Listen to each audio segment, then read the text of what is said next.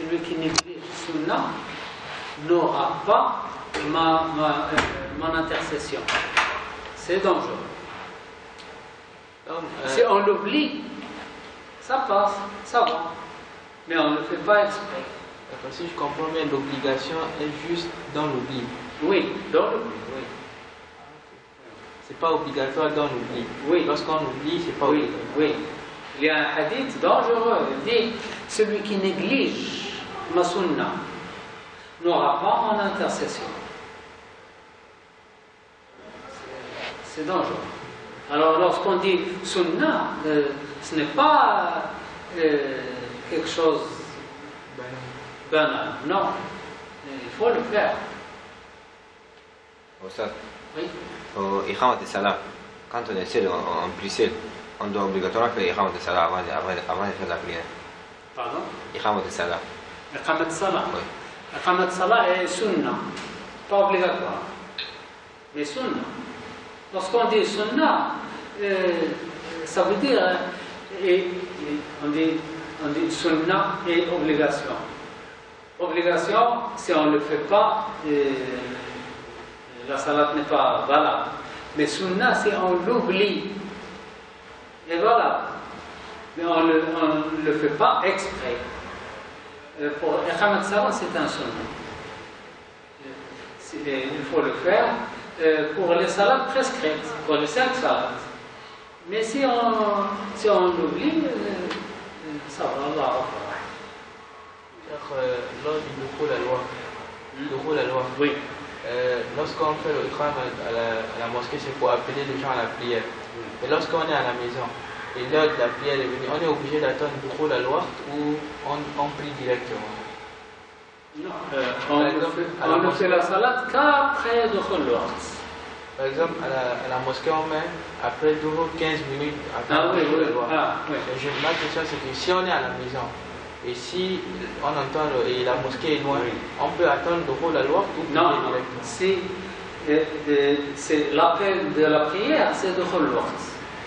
Dukhul al-Waqt, c'est l'appel, le mu'addin n'appelle pour la prière qu'après Dukhul al-Waqt. Donc, si vous êtes à la maison, si vous n'allez pas à la mosquée, ou si le groupe est déjà prêt, dès que le mu'addin appelle pour la prière, dès qu'il finit, on fait la salat directement. À la mosquée, on attend les gens.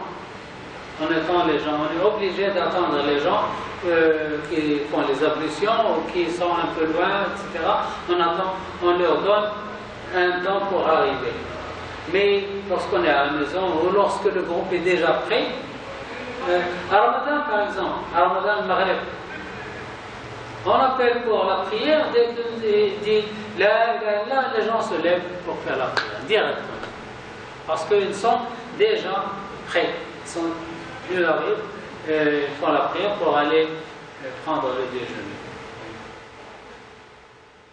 Alors, résumé, dans la salat, tous les actes sont obligatoires, sauf 3. C'est l'élévation des mains, la position assise du premier tashahhud et tourner la tête pour dire salam.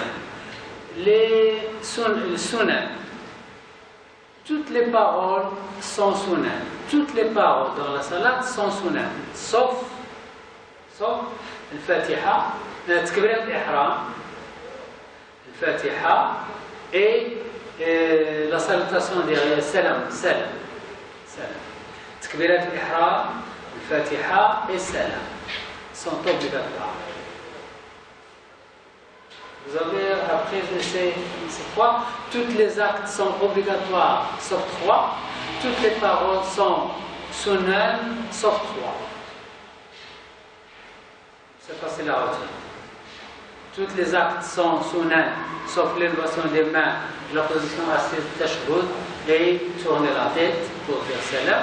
Toutes les paroles sont sunnah, sauf takbirat al-ihram, le Fatiha pour celui qui fait la salat seul, ou pour l'imam, et salam pour tout le monde. Takbirat al-ihram pour tout le monde, salam pour tout le monde. Le Fatiha pour l'imam ou pour celui qui fait la salat seul. Oustaz, pour le salam, parfois les gens disent assalamu alaikum et puis c'est fini. Certains disent assalamu alaikum wa rahmatullah des deux côtés. Oui. Et si on dit assalamu alaikum, ça suffit. Si on dit salamu alaikum wa rahmatullah, bien. Si on dit salamu alaikum wa rahmatullah, assalamu alaikum wa rahmatullah, c'est bien. Ici, pour le ministère et pour les rencontres officielles, on dit salam alaikum une seule fois. Je ne sais pas pourquoi. Ils détestent salam alaikum, alors que le prophète sallallahu alayhi wa sallam avait l'habitude de dire salam alaikum, et quelquefois il dit salam alaikum. La plupart du temps, il dit salam alaikum 2 fois. Et quelquefois, il dit salam alaikum une seule fois. Pour eux, il n'y a qu'une seule façon, c'est dire salam alaikum une seule fois. Et celui qui dit salam alaikum 2 fois, ils font le remarque. Pourquoi tu as fait 2 fois? Donc, le prophète sallallahu alayhi wa sallam, la plupart du temps, il fait 2 fois. Et quelquefois, il fait une seule fois. Est-ce que c'est bien de dire salam alaikum? C'est pas assalamu alaikum. Assalamu alaikum. Avec alif ou lam. Certains disent salam alaikum. Salamun alaikum. Non, non. Assalamu alaikum. Avec alif ou lam. Assalamu alaikum. Comme ça. Assalamu alaikum wa rahmatullah. Assalamu alaikum wa rahmatullah. Assalamu alaikum. Avec alif ou lam. Assalamu alaikum. Ce qui est important dans la leçon de salat, c'est comment réparer la salat. Il y a beaucoup de façons. Dans un livre, il y a 200 et quelques façons de l'oubli. On oublie le Fatiha, on oublie le Surah, on oublie ceci, on oublie cela, etc. On va le voir dans la leçon prochaine, Inch'Allah. Est-ce qu'on finit ensemble? Après, quelqu'un m'a demandé sur Qadar wa Qadar, le destin. Je préfère après cette leçon, on va le finir la semaine prochaine, Inch'Allah. Après, on commence la biographie du prophète sallallahu alayhi wa sallam. Il y a beaucoup de choses à dire. Dans la biographie, il y a